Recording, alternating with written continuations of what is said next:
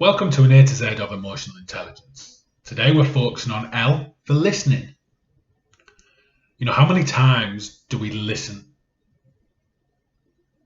But when I mean listen, I mean truly listen. How many times do we truly listen to what's being said to us? And how can we use our emotional intelligence to help us truly listen? There's loads of benefits to it, okay? Improved relationships, improved outcomes for us and the other person. Okay, real strong benefits in leadership. So I want to share with you 3 quick scenarios and see if any of these you relate to any of these. So the first one is you're having a conversation with somebody, the conversation finishes and you cannot remember for the life of you either what it was about when it started or what was even said in that conversation. Scenario 2. You've got something important that you want to discuss with either a line manager, a loved one, a friend, or you've got an issue you want to discuss in a shop, a complaint or something. And you already know that other person isn't even listening to you. They're not in the moment with you. They've already got their answers back for you. Third scenario, you're in a heated discussion or really important discussion and the other person starts finishing your sentences for you. Or coming back with something that you haven't even said. Totally different interpretation to what you've just said. How many of those are examples of scenarios of you been through? I know myself, I've been through all 3 on a regular basis. And what emotions does it provoke? How many times do you go through any of those situations and feel happy and ecstatic?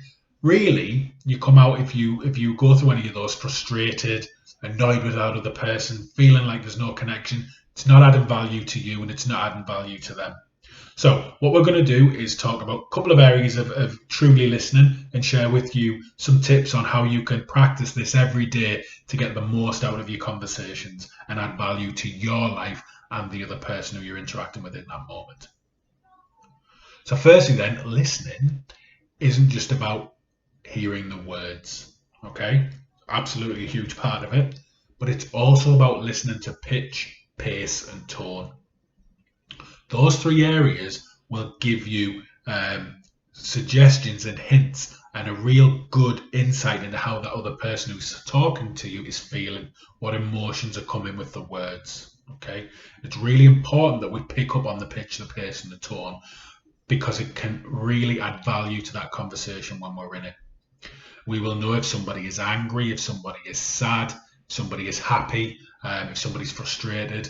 We can be able to pick that up, but it's really important that you're not just listening to the words, pick up on the pitch, the pace and the tone. It will add value.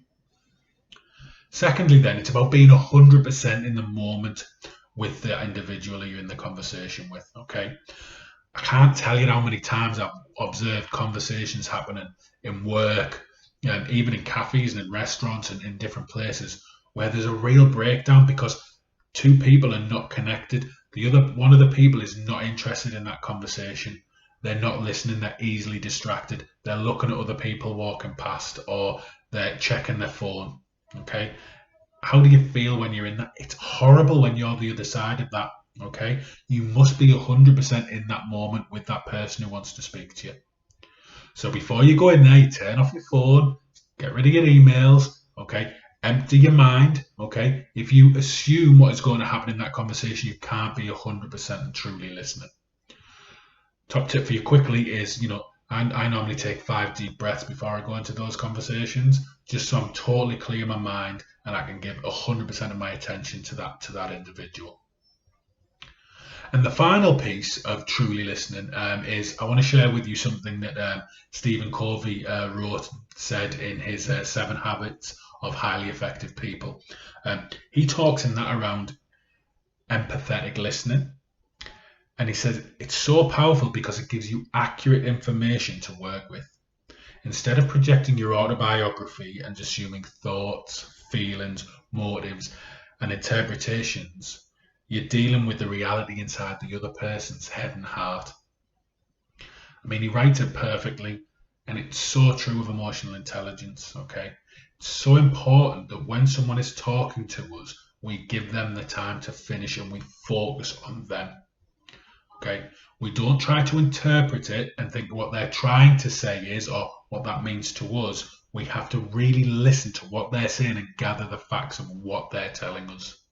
Okay, it's massively important. Don't try and cut somebody off because you're so excited to tell them what you already know about the end of that conversation, or you think you know what they're going to say. Let them finish, gather that information, process it, and then play it back. It will add so much more value to your conversations, to your relationships, to the outcomes, because you are truly listening to that person. You know, you're being empathetic, you're putting yourself in their shoes. Really does add value. Okay, so quickly then, 4 top tips. First one, 100% in the moment, okay? Like I said to you, you've got to be there with that individual. Truly, truly listening. Get rid of your phones, get rid of your emails, get rid of any other thoughts, 100% in the moment with that person. Tip 2, let them finish speaking, okay? Don't overcut them, don't cut them off, let them finish what they want to say. Gather that information, play it back. Third one, eye contact and gestures, okay? Really important that when somebody's sharing something with you or you're in a conversation, that you form eye contact with that individual. You are then forming a bond and an emotional connection. Using gestures to show you're listening throughout if somebody's speaking for a prolonged period of time will really, really help. Some nods, some smiles at the appropriate time, some potential frowns when it's appropriate. Okay, make sure you get those right, but using those will really, really help you.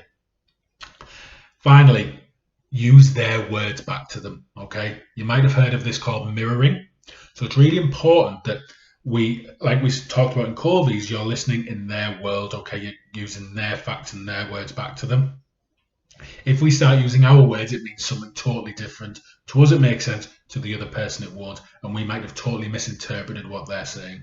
So really listen to their words and use their exact words back to them.